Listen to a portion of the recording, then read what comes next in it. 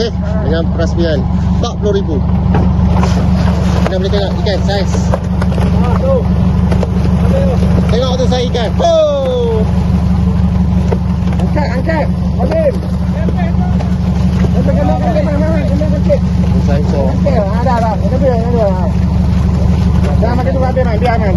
Kita ada rating open, rating yang kategori.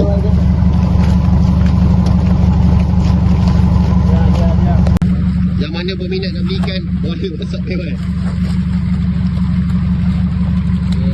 Saya.